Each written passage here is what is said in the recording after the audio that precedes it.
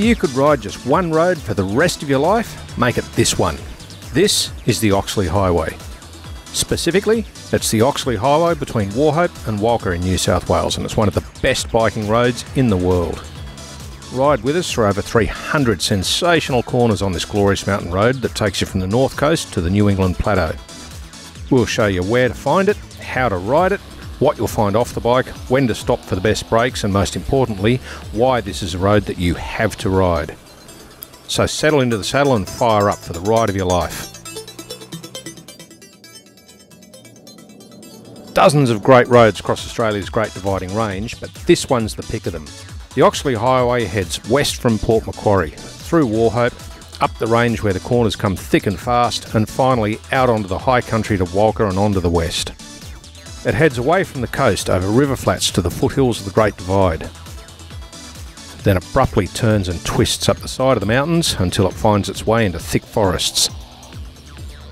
That's where the fun really begins, almost 70 kilometres of back-to-back corners. When you finally reach the top, you can relax on the open road and enjoy the big sky views of the New England Plateau before arriving in Walcha for a well-earned rest. The beauty about the Oxley is there is corners everywhere, from bottom to top. You go this way, there's 20 kilometres winding road. If you turn around and go this way, you've still got 45 kilometres worth to go. And that's not all of it either. That's what we should be doing. Let's get back on the bike.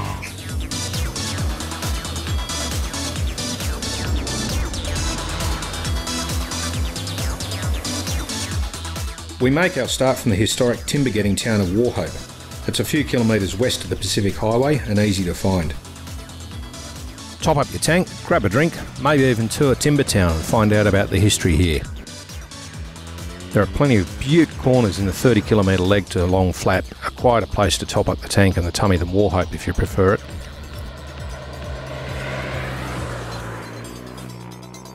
After cruising some straights, you'll pass this sign. That's when you know you're about to hit heaven on two wheels. Suddenly corners are coming at you almost as fast as you can brake, steer and go.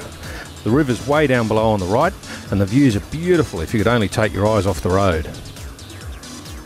And then without warning, a left-hander takes you into the forest for what's arguably the most enjoyable part of the whole ride. The bends are tight, varied and seem endless. They come singly, in pairs and as thrilling sequences that you've got to string together properly to get that perfect flow going. Some demand a quick flick in and out, others hold you at full lean for a few moments before opening out and allowing you to roll on the gas. Some just go on and on in long apexes where the G-forces begin to pin you down. But it's not all a rider's dream. You'll find a handful of tricky corners that don't go where you think they should. There are bumps, there's wildlife, sometimes loose gravel, and especially in winter, there's going to be some damp patches.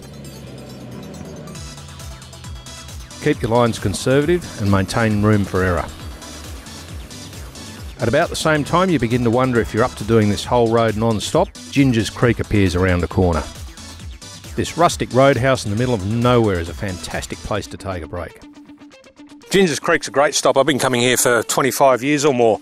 It's a good place to have a rest halfway up. You come screaming up here and you've actually worked pretty hard. It's a long way to come when you've got that many corners. A break here at Ginger's Creek is well worthwhile. They've got accommodation if you want to stay the night. They've got premium fuel because they're used to bikes coming here. The coffee is excellent too.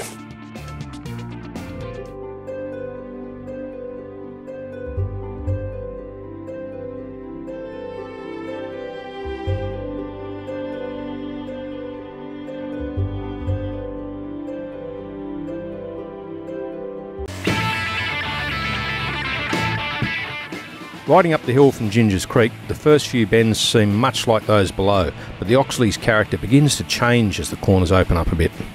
They get long, faster and wider now, but with some tight ones thrown in for good measure. It's a different rhythm up here as the road gradually makes the transition from mountain pass to the edge of the plains.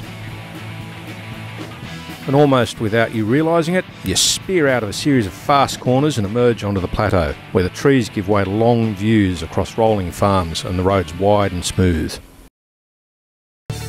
Detour into the Oxley Falls and take the short walk, or the longer one, to check out this surprising piece of nature. This is Oxley Falls, which 65 metres high, and when it's running like this, it looks really good. The bloke who discovered this was John Oxley, an explorer back in the early 1800s, and he came through to the west of the ranges looking for an inland sea, so he carried a boat and he trekked through all of these ranges, dragging the boat with him, nearly died, all that sort of stuff. Great story. But anyway, how he found these is really, really fluky, I guess, because everywhere above this, it's just a big plateau. It's all flat. And suddenly you come to this big gorge. You'd miss it. If you were 300 metres further away, there's no way you'd have found it. You know, if it hadn't been for people like John Oxley finding this place back in the 1880s and going down the hill back to the coast, that highway might never have been there. We have all of that history to thank for such a fantastic ride. God, you'd think they'd have built a bloody road down here instead of all these bloody steps. And it's a long way to the top if you want to see the falls. It's about 60 k's from the last of the corners to Walcha, on one of the few stretches of country road in New South Wales with a 110k speed limit. You'll be thankful for the chance to ride at a reasonable speed as you chill out after the intensity of the ride you've just had. The outlook up here is sensational, and on a good day you'll wonder why you don't pack up your life and move up here to enjoy it every day. Walcha's a terrific town and very friendly, very bike friendly in fact, because motorcyclists are a big part of the economy. It's a favourite overnight stop for riders, and for good reason. Among many top choices to stay, the Royal Cafe was ours on this trip. A former pub that still has a liquor licence, it's now a cross between a B&B, a hotel and a cafe, and it's run by a couple of seriously enthusiastic bike riders. Yeah, you guys have been here for quite some time now, and Tony was saying